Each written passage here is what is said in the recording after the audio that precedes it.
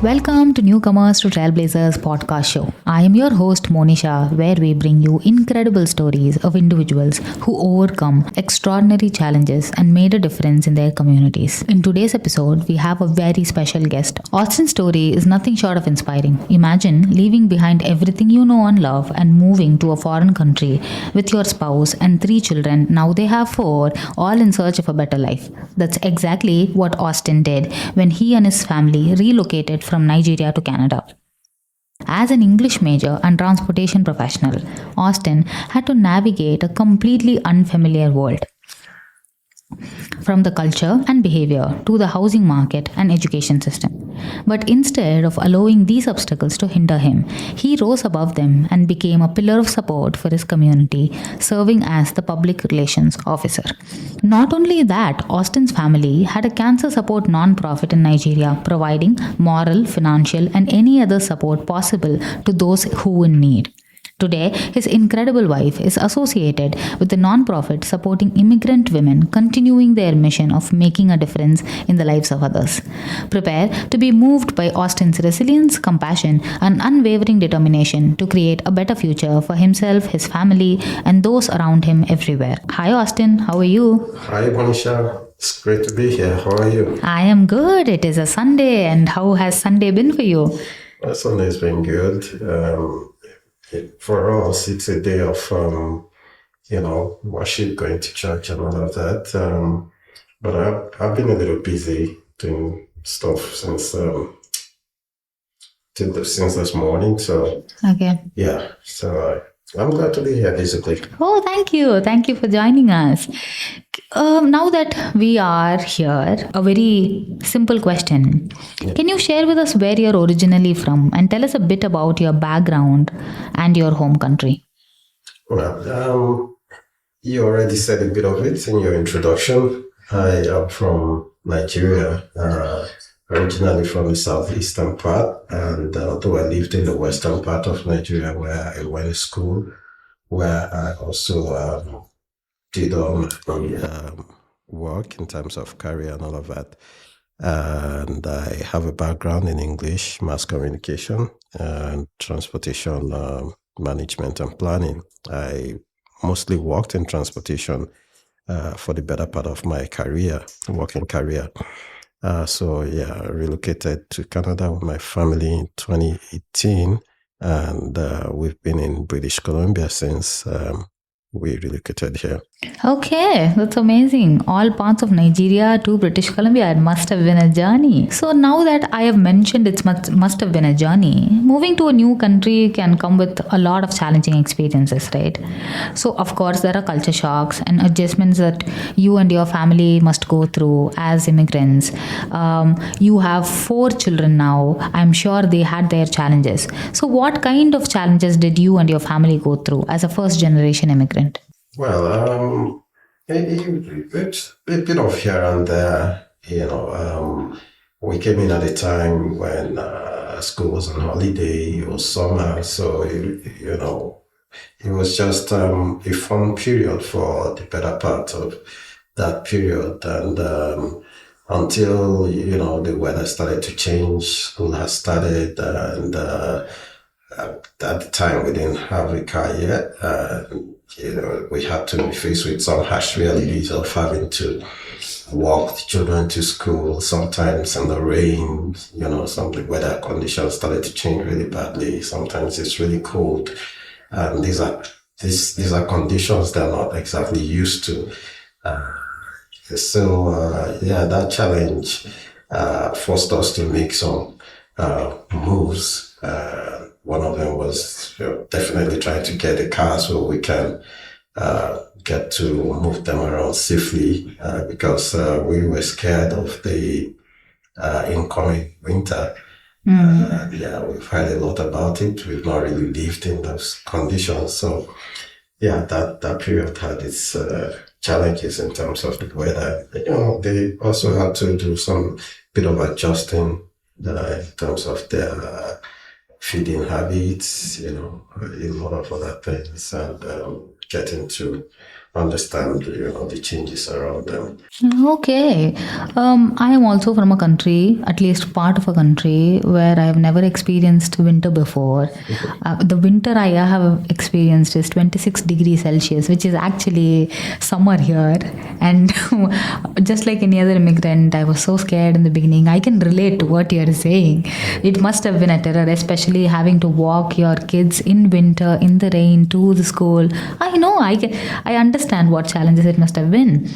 Being an immigrant and a parent, what were the challenges that your children faced? You had your challenges, I'm sure, but what challenges did your children face adapting to a new country? And how did they handle the move? Like, what was their experience like? Oh yeah, the challenges, I would say they are ongoing because it's coming from different angles. It's, you have the academic aspect, you have the social aspect, you have the psychological part of it, and getting into school, and well, the reality is finding themselves to be maybe the only people who look like they do. Is a stark reality. And while we consciously make them to not see themselves as different, I cannot exactly say the same about what they experience in school, because they've had situations where at the earlier times, some of their mates would ask them if they were actually living with monkeys, if they were living on trees, and they were there swinging from tree to tree and stuff like that.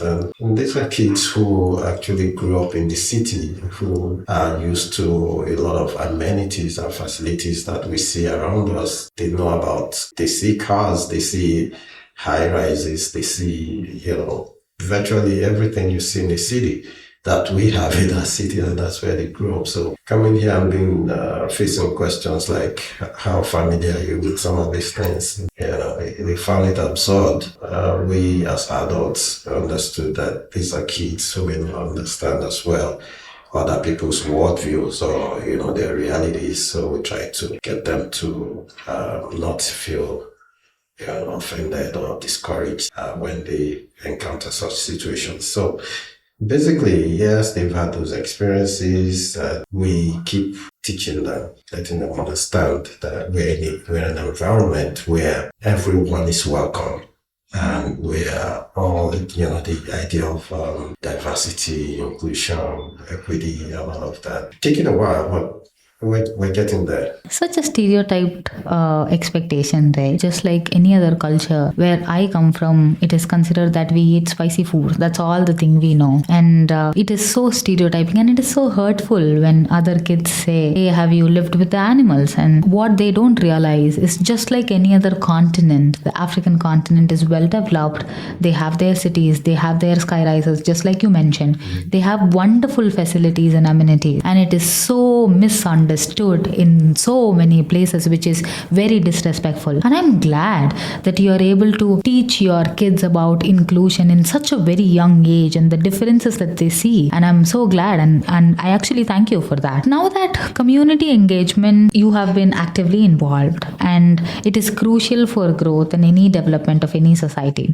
Right. So how actively are you engaged in your local community, and what kind of initiatives or organizations do you support? Coming into BC, we actually came in at a time we didn't have friends here. We didn't know anybody. We're just, settlers who just wanted to, come in, thrive. And then gradually we started getting to know some of our own, and what they do, and the kind of communities and engagements that were happening. And while I got involved with my community, my ethnic community, trying to galvanize people, understand the need for us to be unified in what we do. And if we can get together and create a path forward for every one of us. My wife has also been involved in community development issues. Like she served with the Canadian Cancer Society as the communications lead for about 4 years. Then she got involved in another nonprofit that she actually founded to support immigrant women to be able to point them to resources that can help their settlement needs.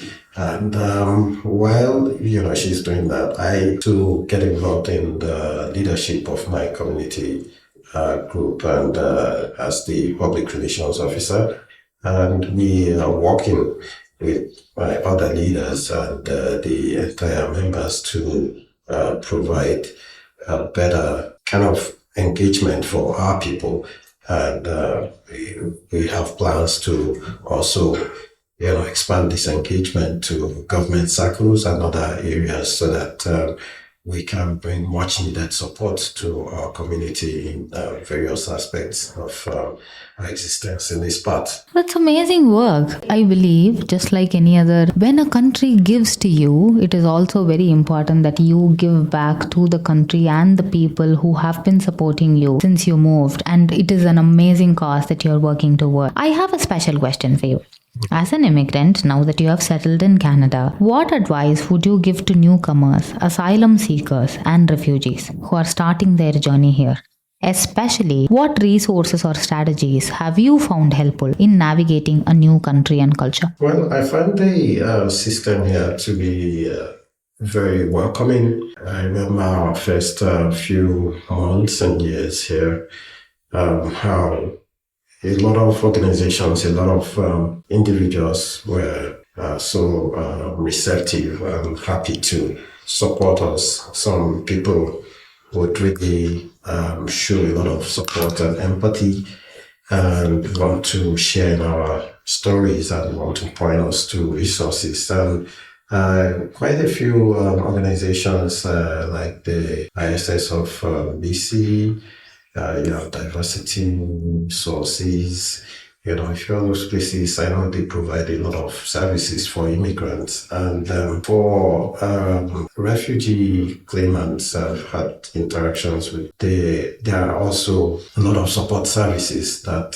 help them with their claims and what they, want to, their needs to go through the hearing and stay back, especially with providing legal assistance. There's a legal aid which I believe the government funds to support, such groups. And it's a lot what the government is doing really through different bodies, through different non-profits, through different agencies to support newcomers. And it's so welcoming. And I would say whatever pathway you choose to come in or you're coming in by, out, ask questions because there are resources to support you every step of the way. That's amazing. In fact, now that you have mentioned ISS of BC, I was also one of the clients of ISS of BC, and that is one of the reasons I have the job that I have. I was part of Career Paths program, and they have changed my life in many ways. Wouldn't have been possible without their support. So I totally agree. And yes, there are multiple resources available. Now that we have been speaking about resources, I would like to shed a light on with something very specific. Could you share with us what kind of support and resources that the BC government provides for asylum seekers, and how does this aid their integration into Canadian society? There is, like I mentioned, ISS of BC. I remember at the office you'd have, they organize a lot of training programs, a lot of, seminars to educate this group about what they should be doing. There are information booklets that are given to them so that they know what they can do and the resources they can access. And I mentioned the legal aid, for instance, because that is one of the first steps, like getting legal support to be able to push your case and to be able to prepare your documents for for your hearing, because you definitely need a lawyer to represent you. So that is one of the first stages. And then when you're settling in, you need to get your work permit and a few other documentations that would grant you at least some form of temporary residency. And the body, again, like ISSBC, I know, supports a lot of such moves. And in our early days too, because when we're confused about certain documentation, stuff like that, you could always go to them.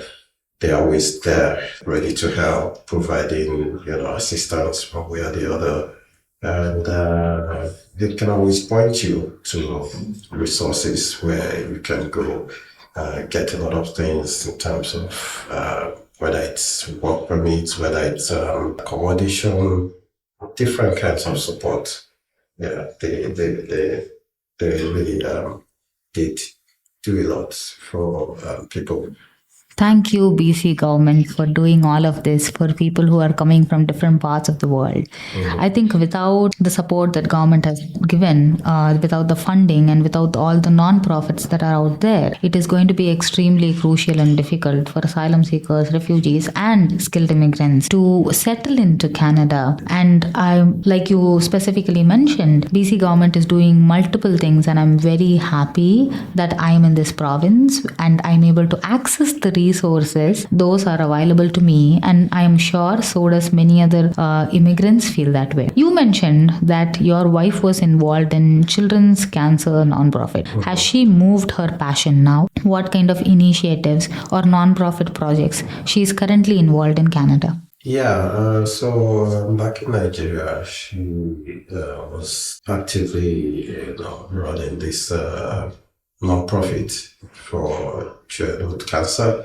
and the whole idea was to support children who are battling cancer, because we have a cancer survivor as one of our kids, and because we went through that experience, we understood what it meant for parents, for the children, and for other caregivers.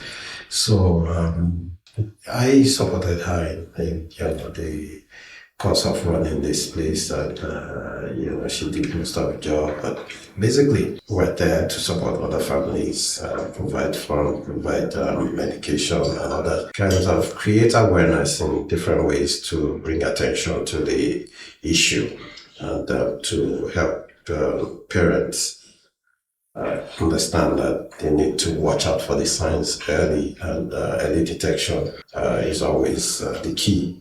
So coming to Canada, we've been, trying to do stuff with the foundation is still there, but not as active as, It used to be? It used to be. We have plans to revamp it and, try to get it back to the level, if not better, than it was before. Even though right now she's focused on supporting immigrant women with the non-profit she's running here. It's called Sisters in Canada. And basically, she's trying to create a safe space for immigrant women from all walks of life, from different backgrounds, to help them get better integrated into the Canadian system and society. That's passion right there, people. Think about it. She has worked for cancer benefit. She was working here for a cancer society of Canada. And now she has her own non-profit, which is called Sisters in Canada. And she is helping immigrant women identify and help through and understand what is going on. That is passion right there. And I'm so very happy for her. I would love to meet her one day. I am also part of the Sister in Canada. So I would love to meet her one day. And I would love to have a chat with her. Now that we have spoken about a lot of things, Austin, we have spoken about your life, we have spoken about what kind of resources are available, we have spoken about how difficult was for you when you moved as an immigrant. You have been contributing to the society, your wife has been contributing to so many women and so many medical causes, and I'm so glad I got to meet people like this who are making a change, making a impactful change, not just any change, change, right? It is an impactful change. And I'm so glad I get to, invite you here and share your experiences. I am sure all of our listeners are very excited and they want to know more. If you want to know more about Austin or you want to connect with Austin, you can always follow him on LinkedIn, and he is slightly inactive, but he can be active for you all and he will connect with you and he is going to help you in any way possible. Thank you so much, Austin. Yeah, on a last note, I also wanted you talked briefly about support for skilled immigrants, and this is another aspect of the government over here that it's so nice. You have a few places like One PC, Mosaic, Sources Speaks that actually have programs in place to support skilled immigrants, especially. I mean, you cannot go wrong if you go to them. You'll definitely find something that works for you, if not immediately, but on the long run. Thank you. There you go. We have more resources down the line. Work BC, ISS of BC, Mosaic, and I don't know who not, Back in Motion. So yes, for any other resources or if you have a question directly to Austin, please feel free to reach out. Thank you, Austin, for being a guest on our podcast show, Newcomers to Trailblazers. Your trailblazing spirit is truly inspiring and we are thrilled to have you here. We had an incredible time with you as you shared your journey and valuable tips. To our listeners, thank you for tuning in. If you haven't subscribed yet, we encourage you to do so. We release episodes bi-weekly and can be found on Google Podcast, Apple Podcast, and Spotify. Don't forget to follow us on Instagram and LinkedIn for more exciting updates. Take care and ciao. Thank you. Bye, everyone.